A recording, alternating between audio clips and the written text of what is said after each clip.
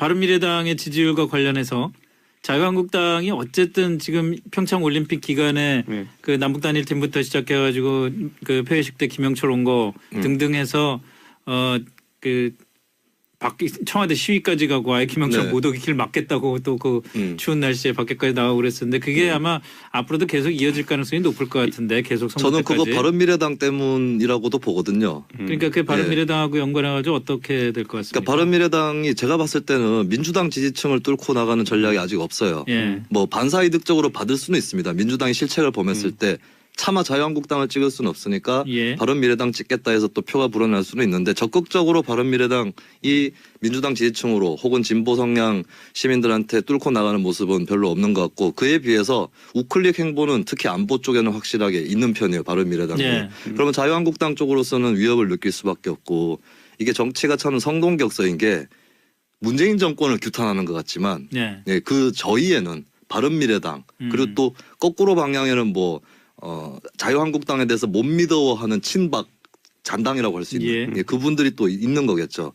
그래서 그런 행보를 계속 이어갈 것 같고 저는 하나 재밌었던 거는 이제 그 드러눕고 했던 것이 이제 2018년 2월 25일이란 날짜란 말이죠. 예. 이게 박근혜 전 대통령이 퇴임하는 날이 되겠죠. 예, 원래 임기를 원래. 채웠다면 퇴임하는 날이 될 테고 특히 김무성 전 대표 입장에서는 옛날에는 그날이 자신이 대통령으로서 선서하는 날이 될 수도 있다는 그런 희망을 가졌던 나날도 있을 거예요. 근데 그런 날에 예, 추운 다리를 위해서 실제로 김영철이 온 날이 김영철이 온 날이 이제 그 5년 전에는 5년 전에 박근혜 대통령 취임식했던 날입니다. 25일이 다 그런 네, 다 그러니까 그렇게 겹치기도 하는데 저는 이번에 좀 특이했던 게 뭐냐면은 사실 바른미래당 쪽에서는 제가 주도해가지고 저희는 이제 청와대 청원으로 갔거든요. 저희는. 네. 네, 그래서 사실 언론 보도에는 청원자는 이렇게 말했다고 돼 있지만 그게 제가 쓴 청원입니다. 아, 그래요? 네, 그런데 여기서 이제 반응이 놀라웠던 게 뭐냐면 아까 김수민 의원이 말한 것처럼 보수 정당 간의 경쟁 구도로 해야 될까 아니면 서로 못 믿어하는 구도가 있다고 해야 될까 하는데 제가 만든 청원이 이제 2만 명 가까이 지금 이제 돌파를 했거든요. 근데 아유 2만 명은 뭐 근데 뭐 이제 이게 아무것도 아니네. 정치 이슈로는 이게 되게 힘든 숫자인데 특히 보수 쪽에서 나온 거는 힘든데 문제는 이제 그 처음에 청원이 몇천 명 단위로 급하게 예. 올라갈 때 거기서 그럼 자유한국당 지지자들이 어떤 선택을 했냐 또는 자유한국당 지도부가 어떤 선택을 했냐 해서 네. 제가 내부 인사한테 들었는데 저거 바른미래당이 이준석이 시작했다는데 저거 우리가 여기 올라탈 수는 없지 않느냐라는 얘기가 내부적으로 있었다 그래요. 그러다 보니까 아까 말했던 것처럼 경쟁을 하면 어떻게 되냐. 청원 이런 거 할 게 아니라 우리는 액션으로 가자 그래가지고 오프라인으로. 예, 이제 진을 칠 수밖에 없었던 것인데 글쎄요 바른미래당을 의식하고 있는 것은 맞는 것 같다는 게 이번 해프닝에서 드러난 것 같습니다. 근데 지금 구조적으로 지방선거까지 자유한국당은 어떻게든 더 우클릭 하지 않겠어요? 여러 가지 이유에서.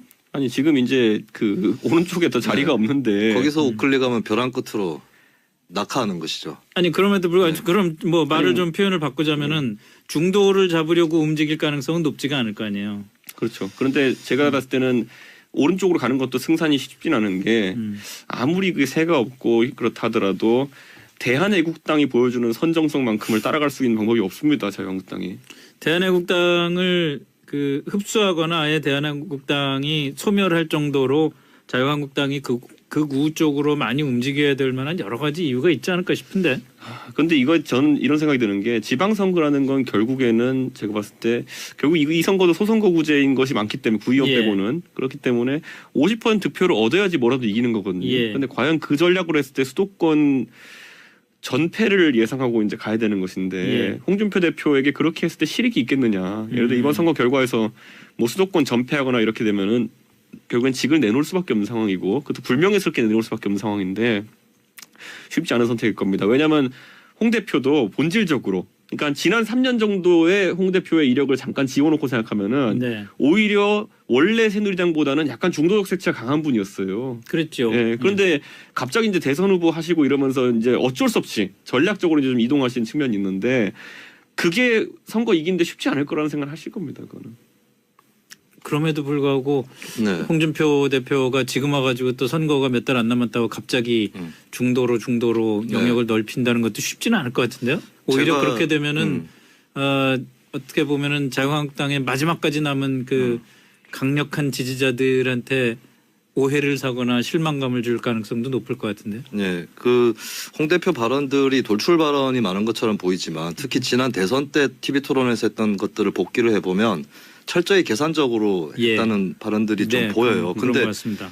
지금은 전략이 보이지 않습니다. 그러니까 자유한국당과 홍준표 대표가 관성의 법칙에 따라서 움직이는 새로운 국면을 열거나 그런 것 같아요. 거기에 적응하고 있지 못하고 본인의 어떤 상상력이라든가 어떤 그 전략적으로 타진해 볼 수 있는 수들이 거의 고갈돼 버린 것이 아닌가.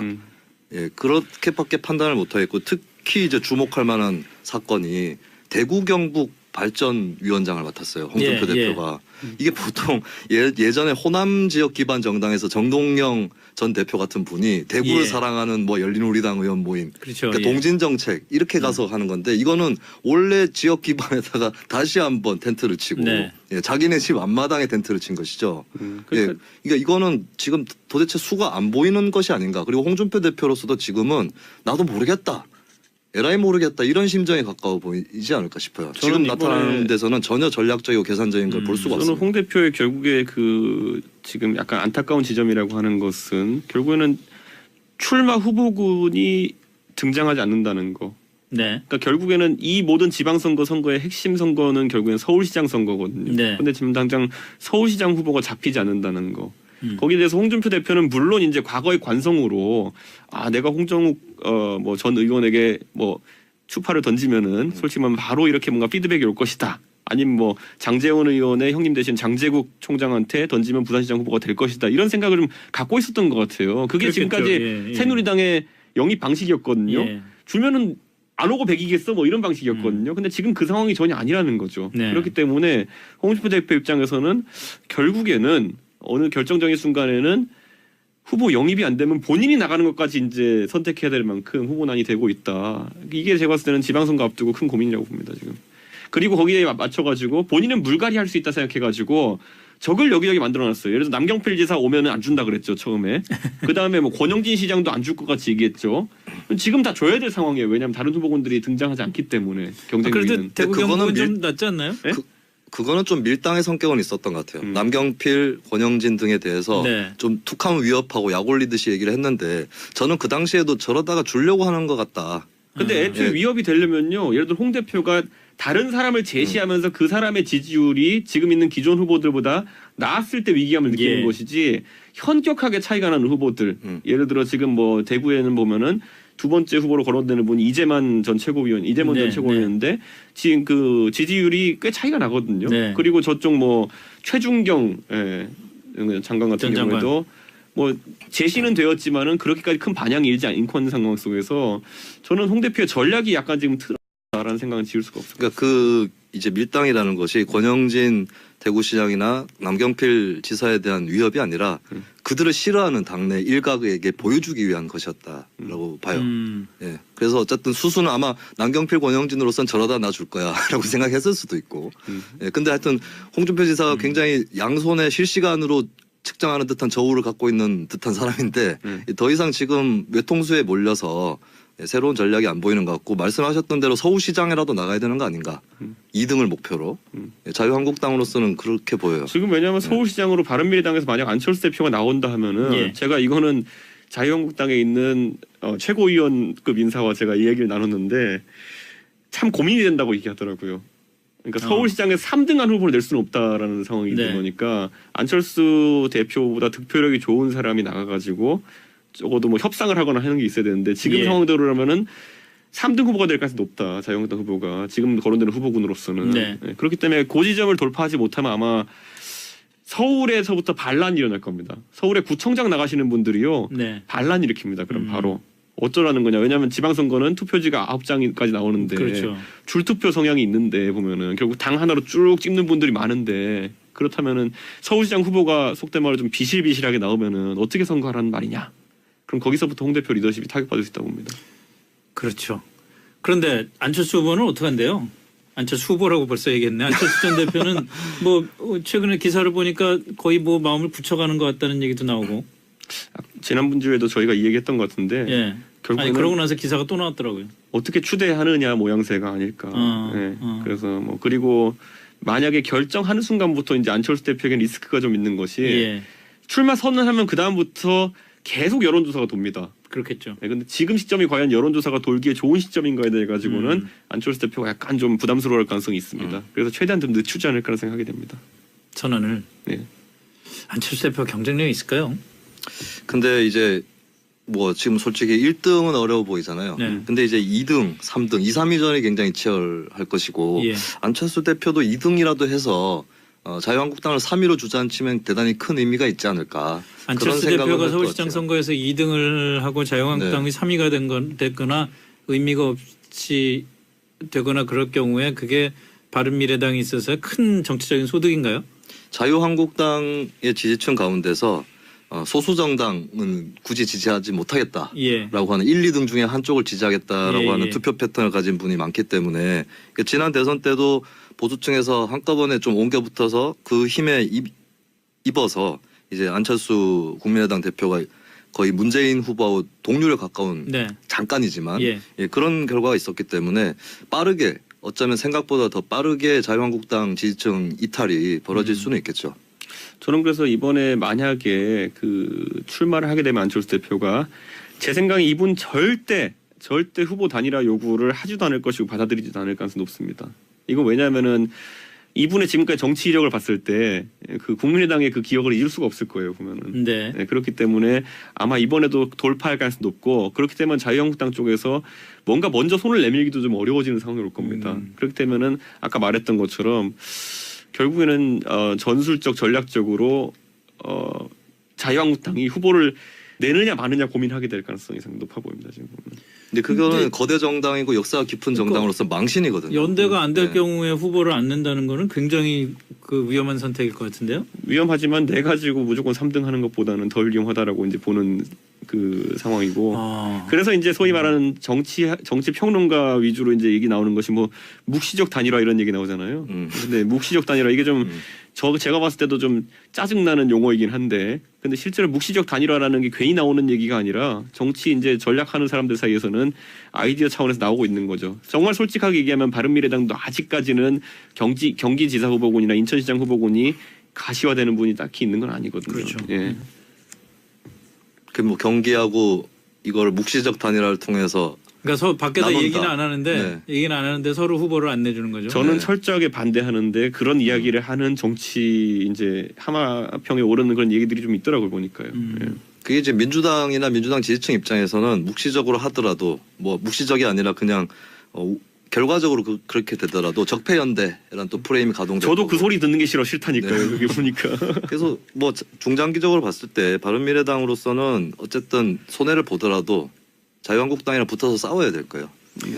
좋습니다. 그 역시 지방선거와 연관해서 좀 얘기를 하자면 김영철 통전부장, 김영철 조선노동당 부위원장이 지금 와서 있고 내일 오전에 가는데 어쨌든 뭐 이것과 관련된 외교안보 이슈는 아까 그 홍현익 박사랑 인터뷰도 저희가 했습니다마는 국내 정치적인 이슈로 볼 때 어떨 것 같다는 생각이 듭니까? 이게 어쨌든 지방선거까지 남은 기간 동안은 가장 큰 그 선거 이슈 중에 하나가 남북관계나 그 북핵 문제가 될 것 같은데 네. 이게 뭐 아주 단순하게 얘기해서 누구한테 유리하게 작용을 할까요? 저는 아마 일단 전제는 지방선거까지 남북 정상회담이거나 아니면 북한의 비핵화 선언이거나 그런 그 빅 이벤트가 없다는 걸 전제로 네. 해서 이 협상 국면이 계속 간다는 걸 전제로 하자면 마찬가지로 북한의 어떤 도발적 행위도 없어야 되는 없다고 것이죠. 보고 예. 이렇게 되면은 정부 여당이 더 유리하다고 봐요. 네. 그래서 좀 자유한국당도 실수를 하고 있는 것이 보수 경쟁 때문에 더 극한 행보를 하고 있지만 오히려 국내 경제라든가 복지 이슈 쪽으로 구도를 치환하는 게 더 올바른 전략이 될 거예요. 자유한국당 입장에서. 그렇다면 뭐 자유한국당 보편적 복지 같은 것에는 적대적 비판적이니까 그럼 본인들이 갖고 있는 선별적 복지, 네. 뭐 어떤 특수한 정책을 내놓는다거나 이런 식으로 가야 되는데 지금 이렇게 남북 대화가 일단 지속이 되면 아무래도 국민들 입장에서도 과거에도 보면 노무현 정부가 인기가 없더라도 독도 문제라든가 예. 이런 이슈가 부상하려면 다시 지지율이 40% 50% 아니 근데 올라가는. 문제는 남북 대화가 잘 지속이 되면 좋겠는데 네. 지금 모든 남북 대화 뭐 시작된 지 한 달도 안 됐습니다만 한 달 정도 됐습니다만 한 달 남짓된 사이의 대화의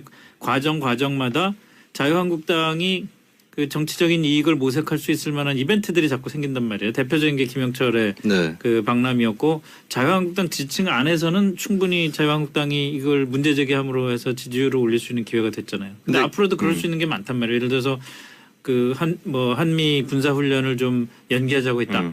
그러면은 뭐 정부를 지지하는 사람들 입장에서야 뭐 당연히 대화를 위해서 그럴 수 있는 거지. 그렇지만 네.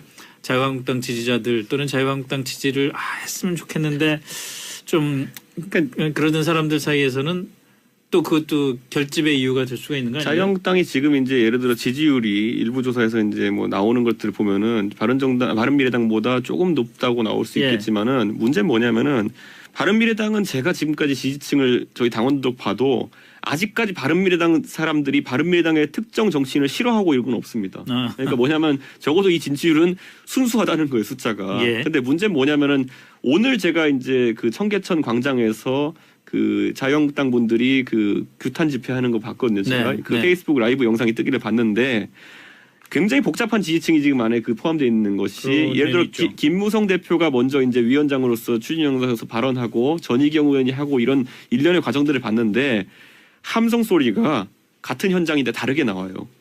그러니까 당내에 지금 여러 가지 이견이 묶여 있다는 거예요. 어떻게 지금. 다르게 나왔어요? 그러니까 이번에 제가 놀랐던 게 뭐냐면 김무성 대표 저도 이제 여러 행사에 같이 가봤지만은 그렇게까지 함성이 적게 나올 일은 아니었는데 바른정당에 돌아간 뒤에 김무성 의원이 공개적인 행사하는 거 처음 제가 봤는데 예. 이렇게 막 마이크 잡고 했는데 잘했어요 말도. 그런데 거의 뭐 박수나 아니면 함성 같은 게 적게 나왔다. 대신 전희경 의원이 나오니까 실제 정치적 중량감은 둘이 좀 차이가 나잖아요. 그럼에도 불구하고 환호성이 나오더라고요. 그러니까 저는 이런 걸 보면서 자유한국당에서 과연 지지층이라고 지금 이제 크게 예. 엮여 있는 분들이 과연 아까 말했던 것처럼 아무리 안보 행보를 한다고 해가지고 하나의 어떤 이런 집단으로 묶여 나올 수 있느냐. 저는 아직까지는 관성에 의한 지지율이 좀 많다 보고 예. 내부에 또 갈등이 또 분출될 가능성이 좀 있다. 이런 생각을 좀 하게 됩니다. 지금. 김영철 방문을 예시로 말씀을 드리면 네. 이게 만약에 천안함 유족이라던가 연평도의 좀 피해자분들이 전면에 보이는 그러한 모습이었다면 예. 국민 여론도 굉장히 김영철 방문에 대해서는 비판적으로 갔을 수 있는데 자유한국당 의원들이 이렇게 오바해서 행보를 함으로 인해서 오히려 그게 더 가라앉아 버렸어요. 네. 논란들이. 그래서 자유한국당이 계속해서 이런 식으로 행동하게 되면 문재인 정부로서는 악재가 될 수 있는 일조차도 그냥 사그라든 채로 갈 수도 있다.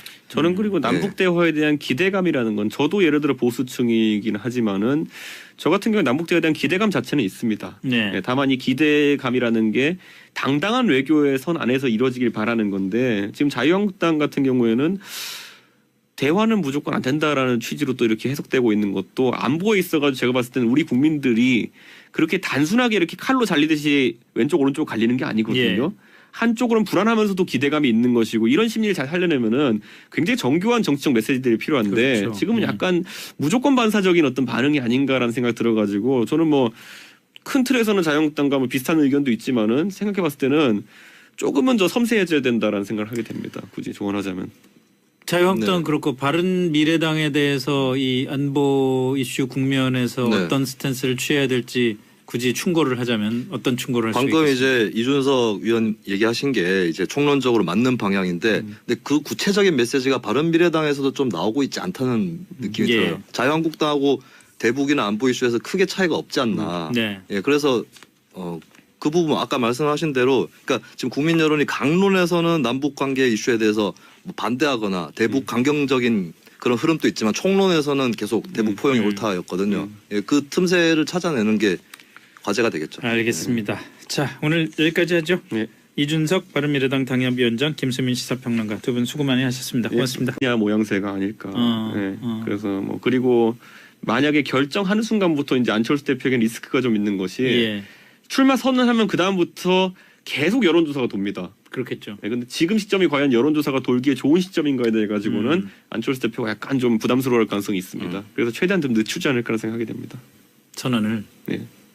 안철수 대표 경쟁력이 있을까요?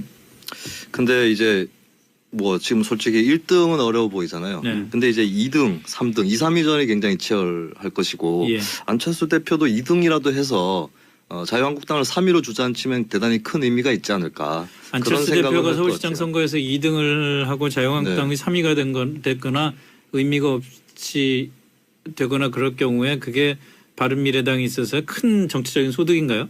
자유한국당의 지지층 가운데서 소수 정당은 굳이 지지하지 못하겠다라고 예. 하는 1, 2등 중에 한쪽을 지지하겠다라고 예, 하는 예. 투표 패턴을 가진 분이 많기 때문에 지난 대선 때도 보수층에서 한꺼번에 좀 옮겨 붙어서 그 힘에 입어서 이제 안철수 국민의당 대표가 거의 문재인 후보와 동률에 가까운 네. 잠깐이지만 예. 예, 그런 결과가 있었기 때문에 빠르게 어쩌면 생각보다 더 빠르게 자유한국당 지지층 이탈이 벌어질 수는 있겠죠.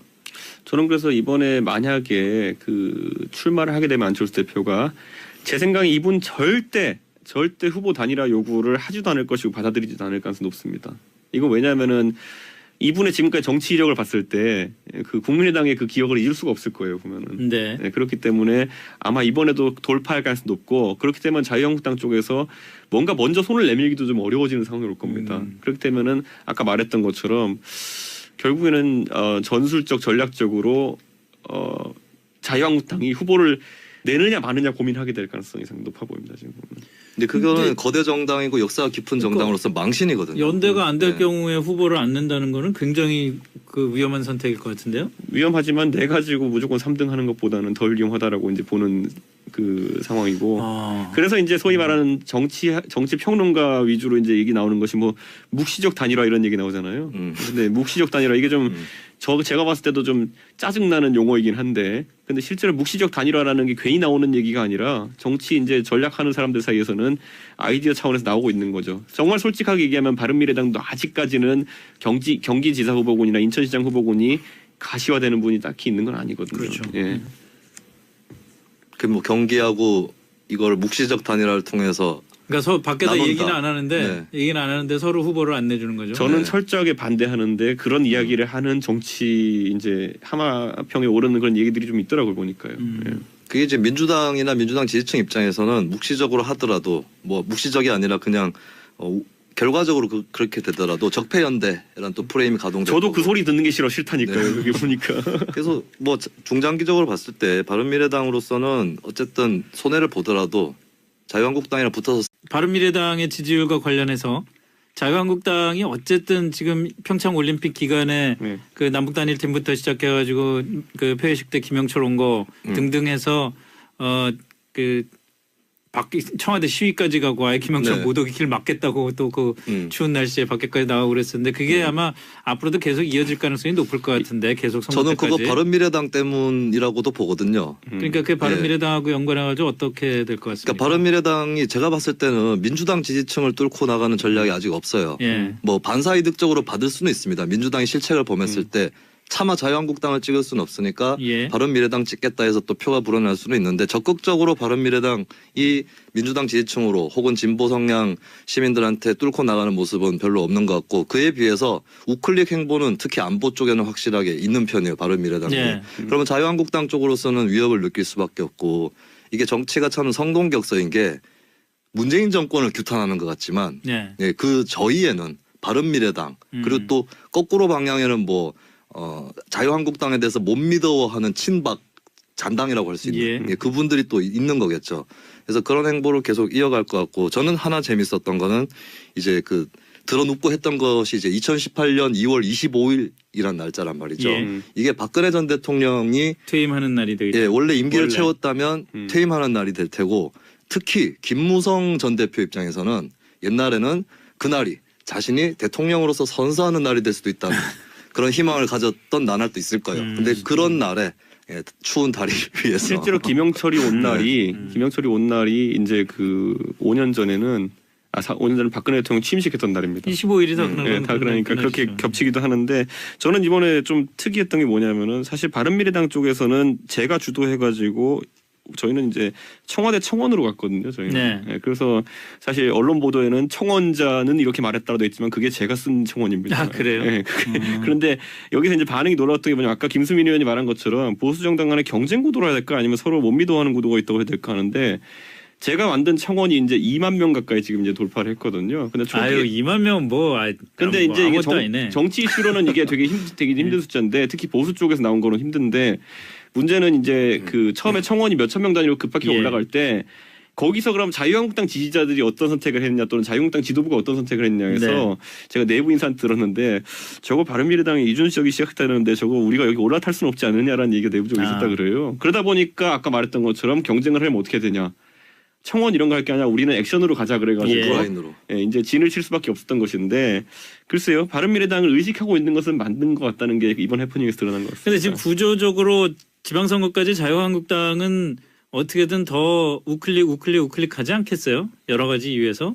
아니 지금 이제 그 오른쪽에 더 자리가 네. 없는데 거기서 우클릭하면 벼랑 끝으로 낙하하는 것이죠. 아니 그럼에도 불구하고 그럼 뭐 말을 좀 표현을 바꾸자면은 중도를 잡으려고 움직일 가능성은 높지가 않을 이렇게 뭔가 피드백이 올 것이다. 아니면 뭐 장제원 의원의 형님 대신 장제국 총장한테 던지면 부산시장 후보가 될 것이다. 이런 생각을 좀 갖고 있었던 것 같아요. 그게 그렇겠죠. 지금까지 예, 예. 새누리당의 영입 방식이었거든요. 예. 주면은 안 오고 백이겠어 뭐 이런 방식이었거든요. 근데 지금 그 상황이 전혀 아니라는 거죠. 네. 그렇기 때문에 홍준표 대표 입장에서는 결국에는 어느 결정적인 순간에는 후보 영입이 안 되면 본인이 나가는 것까지 이제 선택해야 될 만큼 후보난이 되고 있다. 이게 제가 봤을 때는 지방선거 앞두고 큰 고민이라고 봅니다 지금. 그리고 거기에 맞춰가지고 본인은 물갈이 할 수 있다 생각해가지고 적을 여기저기 만들어놨어요. 예를 들어서 남경필 지사 오면은 안 준다 그랬죠 처음에. 그 다음에 뭐 권영진 시장도 안 줄 것 같이 얘기했죠. 지금 다 줘야 될 상황이에요. 왜냐하면 다른 후보군들이 등장하지 않기 때문에 경쟁 그래도 중에는. 대구 그거는 경북은 좀 낫지 않나요? 네? 그거는 좀 밀당의 성격은 있었던 것 같아요. 남경필, 권영진 등에 대해서 네. 좀 툭하면 위협하고 약 올리듯이 얘기를 했는데 저는 그 당시에도 저러다가 주려고 하는 것 같다. 근데 애초에 예. 위협이 되려면요. 예를 들어 홍 대표가 다른 사람을 제시하면서 그 사람의 지지율이 지금 있는 기존 후보들보다 나았을 때 위기감을 느끼는 예. 것이지 현격하게 차이가 나는 후보들. 예를 들어 지금 뭐 대구에는 보면은 두 번째 후보로 거론되는 분이 이재만 전 최고위원, 이재만 네, 전 최고위원인데 지금 그 지지율이 꽤 차이가 나거든요. 네. 그리고 저쪽 뭐 최준경 장관 같은 전 장관. 경우에도 뭐 제시는 되었지만은 그렇게까지 큰 반향이 일지 않는 상황 속에서 저는 홍 대표의 전략이 약간 지금 틀었다라는 생각은 지울 수가 없어요. 그러니까 그 이제 밀당이라는 것이 권영진 대구시장이나 남경필 지사에 대한 위협이 아니라 그들을 싫어하는 당내 일각에게 보여주기 위한 것이었다라고 봐요. 예. 그래서 어쨌든 수수는 아마 남경필 권영진으로선 저러다 나 줄 거야라고 생각했을 수도 있고. 예. 근데 하여튼 홍준표 지사가 굉장히 양손에 실시간으로 측정하는 듯한 저울을 갖고 있는 듯한 사람인데 더 이상 지금 외통수에 몰려서 새로운 전략이 안 보이는 것 같고 말씀하셨던 대로 서울시장이라도 나가야 되는 거 아닌가. 2등을 목표로. 자유한국당으로서는 그렇게 보여요. 지금 왜냐하면 서울시장으로 바른미래당에서 만약 안철수 대표가 나온다 하면은 예. 제가 이거는 자유한국당에 있는 최고위원급 인사와 제가 이 얘기를 나눴는데 참 고민이 된다고 얘기하더라고요. 그러니까 서울시장에서 3등한 후보를 낼 수는 없다라는 상황이 네. 된 거니까 안철수 대표보다 득표력이 좋은 사람이 나가가지고 적어도 뭐 협상을 하거나 하는 게 있어야 되는데 지금 예. 상황대로라면은 3등 후보가 될 가능성이 높다. 자유한국당 후보가 지금 거론되는 후보군으로서는. 네. 네, 그렇기 때문에 그 지점을 돌파하지 못하면 아마 서울에서부터 반란이 일어날 겁니다. 서울에 구청장 나가시는 분들이요. 네. 반란 일으킵니다. 그럼 바로. 어쩌라는 거냐. 왜냐하면 지방선거는 투표지가 9장까지 나오는데 그렇죠. 줄투표 성향이 있는데 보면은 결국 당 하나로 쭉 찍는 분들이 많은데 그렇다면은 서울시장 후보가 속된 말로 좀 비실비실하게 나오면은 어떻게 선거하라는 말이냐. 그럼 거기서부터 홍 대표 리더십이 타격받을 수 있다고 봅니다. 그렇죠. 그런데 안철수 후보는 어떻게 한대요? 안철수 후보라고 벌써 얘기했네. 안철수 전 대표는 뭐 최근에 기사를 보니까 거의 뭐 마음을 굳혀가는 것 같다는 얘기도 나오고. 지난번 주에도 저희가 이 얘기했던 것 같은데 예. 결국에는 아니 그러고 나서 기사가 또 나왔더라고요. 어떻게 추대하는 거 아니에요. 그렇죠. 그런데 제가 봤을 때는 오른쪽으로 가는 것도 승산이 쉽진 않은 게 아무리 그게 새가 없고 그렇다 하더라도 대한애국당이 보여주는 선정성만큼을 따라갈 수 있는 방법이 없습니다. 자유한국당이. 대한애국당을 그 흡수하거나 아예 대한애국당이 소멸할 정도로 자유한국당이 극우 쪽으로 많이 움직여야 될 만한 여러 가지 이유가 있지 않을까 싶은데.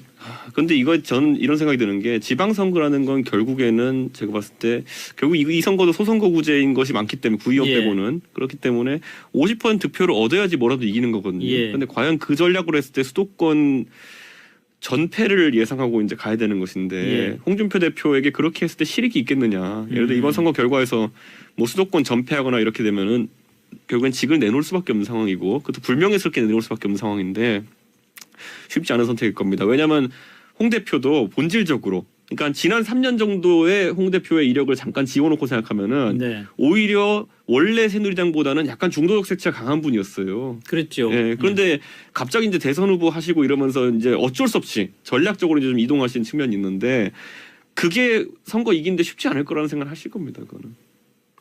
그럼에도 불구하고 네. 홍준표 대표가 지금 와가지고 또 선거가 몇 달 안 남았다고 갑자기 중도로 영역을 넓힌다는 것도 쉽지는 않을 것 같은데요. 오히려 제가- 그렇게 되면은 어떻게 보면은 자유한국당의 마지막까지 남은 그 강력한 지지자들한테 오해를 사거나 실망감을 줄 가능성도 높을 것 같은데요. 네, 홍 대표 발언들이 돌출 발언이 많은 것처럼 보이지만 특히 지난 대선 때 TV 토론에서 했던 것들을 복기를 해보면 철저히 계산적으로 예. 했다는 발언들이 좀 네, 보여요. 그런 근데 것 같습니다. 지금은 전략이 보이지 않습니다. 그러니까 자유한국당과 홍준표 대표가 관성의 법칙에 따라서 움직이는 새로운 국면을 열거나 그런 것 같아요. 거기에 적응하고 있지 못하고 본인의 어떤 상상력이라든가 어떤 그 전략적으로 타진해 볼 수 있는 수들이 거의 고갈돼 버린 것이 아닌가. 그렇게밖에 판단을 못하겠고 특히 이제 주목할 만한 사건이 대구 경북 발전위원장을 맡았어요. 홍준표 대표가. 이게 보통 예전에 호남 지역 기반 정당에서 정동영 전 대표 같은 분이 대구를 사랑하는 뭐 열린우리당 의원 모임, 그렇죠. 그러니까 동진 정책 이렇게 가서 하는 건데 이거는 원래 지역 기반에다가 다시 한번 텐트를 치고 자기네 집 앞마당에 텐트를 친 것이죠. 그러니까 이거는 지금 도대체 수가 안 보이는 것이 아닌가. 그리고 홍준표 대표로서도 지금은 나도 모르겠다. 에라이 모르겠다 이런 심정에 가까워 보이지 않을까 싶어요. 지금 나타나는 데서는 전혀 전략적이고 계산적인 걸 볼 수가 저는 없습니다. 홍 대표의 결국에 그 지금 약간 안타까운 지점이라고 하는 것은 결국에는 출마 후보군이 등장하지 않는다는 거. 네. 그러니까 결국에는 이 모든 지방선거 선거의 핵심 선거는 결국에는 서울시장 선거거든요. 그런데 지금 당장 서울시장 후보가 잡히지 않는다는 거. 거기에 대해서 홍준표 대표는 물론 이제 과거의 관성으로 내가 홍정욱 뭐 전 의원에게 뭐 추파를 던지면은 솔직히 말하면 바로 이렇게 싸워야 될 거예요.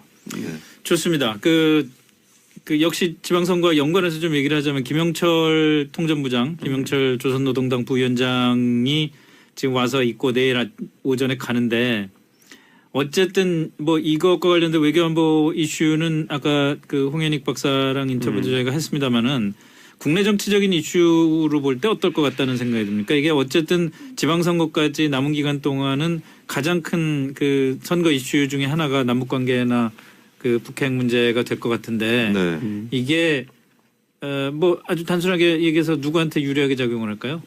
아마 일단 전제는 지방선거까지 남북 정상회담이거나 아니면 북한의 비핵화 선언이거나 그런 그 빅 이벤트가 없다는 걸 전제로 해서 이 협상 국면에 계속 간다는 걸 전제로 하자면 마찬가지로 북한의 어떤 도발적 행위도 없어야 되는 것이죠. 보고, 이렇게 되면은 정부 여당이 더 유리하다고 봐요. 그래서 좀 자유한국당도 실수를 하고 있는 것이 보수 경쟁 때문에 더 극한 행보를 하고 있지만 오히려 국내 경제라든가 복지 이슈 쪽으로 구도를 치환하는 게 더 올바른 전략이 될 거예요. 자유한국당 입장에서. 그렇다면 뭐 자유한국당은 보편적 복지 같은 것에는 적대적 비판적이니까 그럼 본인들이 갖고 있는 선별적 복지, 뭐 어떤 특수한 정책을 내놓는다거나 이런 식으로 가야 되는데 지금 이렇게 남북 대화가 일단 지속이 되면 아무래도 국민들 입장에서도 과거에도 보면 노무현 정부가 인기가 없더라도 독도 문제라든가 이런 이슈가 부상을 하면 다시 지지율이 40% 50% 올라가는. 근데 문제는 남북 대화가 잘 지속이 되면 좋겠는데 지금 모든 남북 대화 뭐 시작된 지 한 달도 안 됐습니다만 한 달 정도 됐습니다만 한 달 남짓된 사이의 대화의